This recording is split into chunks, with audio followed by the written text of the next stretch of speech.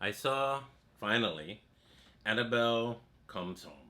Annabelle Comes Home is another addition to the Conjuring universe. It has Ed and Lorraine Warren. You know, this movie wasn't as good as the other Conjuring films. I even have to say it wasn't even as scary as even The Nun. And The Nun wasn't even all that. I think what they're starting to do now is kind of milking this for all it's worth, and I don't like that. This movie didn't come across to me as scary at all, as a matter of fact. It was more of a fun film. It's funny because its setting is essentially, in the very beginning, it's kind of starts the same way the original Conjuring film started, with the Warrens talking to the two nurses about the Annabelle doll and what they decided they were going to do with it. You kind of see that again. Kind of not thinking so much about what happened in Annabelle Creation or in the other Annabelle film before it. Now, we're talking about something else, folks. We're talking about this movie takes place at some point after the events of the first Conjuring film. The reason why I know that is because that musical box they found in the first Conjuring film in the house, the kids, is in the room. And a good portion of the movie takes place in that famous Warren Museum of Ancient Relics. I wouldn't say too ancient. That room that has everything that's been cursed or demonic or something. What happens is that the Warren's daughter has to be babysat by a teenager who has a friend.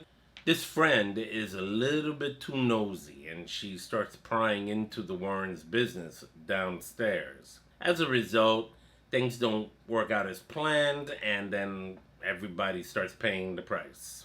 The most of the movie, if not the entire movie, is based in the Warren's house. You know, a good portion of it, like I said, in the room.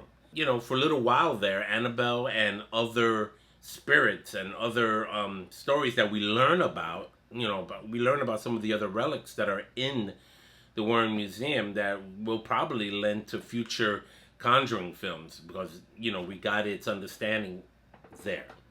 It's kind of a springboard, if you wish, to create more Conjuring movies, thus make more money.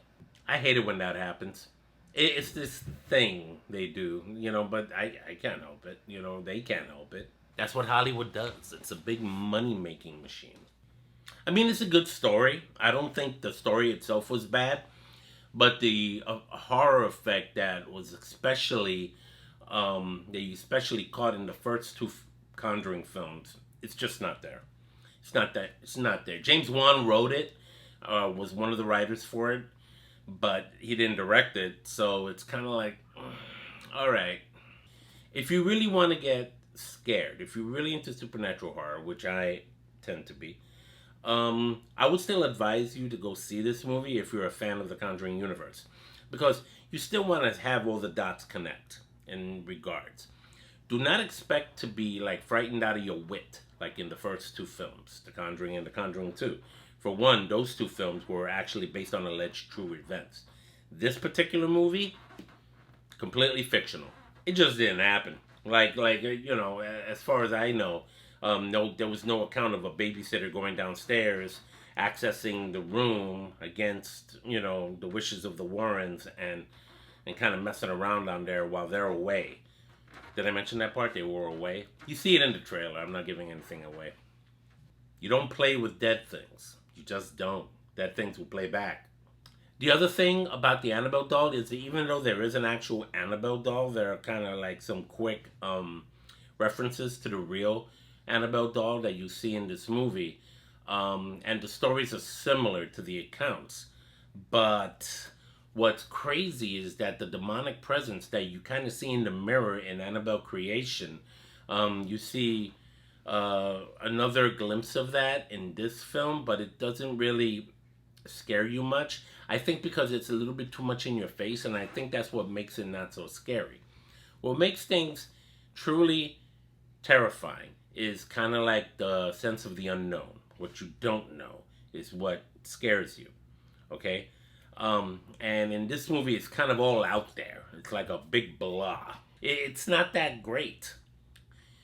Nonetheless, I found it entertaining, even funny at some parts. So I was like, all right, it is what it is. Another Conjuring movie.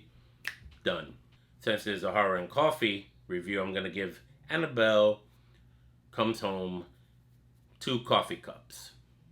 I don't think it's worth in my collection. Maybe I'll catch it on Netflix one day, or if they ever put it up there, or on Amazon, whatever. I don't think it's worth buying. I even thought The Nun was worth buying, to be honest with you. I enjoyed that more. And even that wasn't really considered part of some kind of true event. Even though I've read certain things that allude to the possibility that it might have. So what are your thoughts about Annabelle Comes Home? Talk to me. Comment below and share with me what you think here in Horror and Coffee. Ralph Perez from Strange Planet. Take care.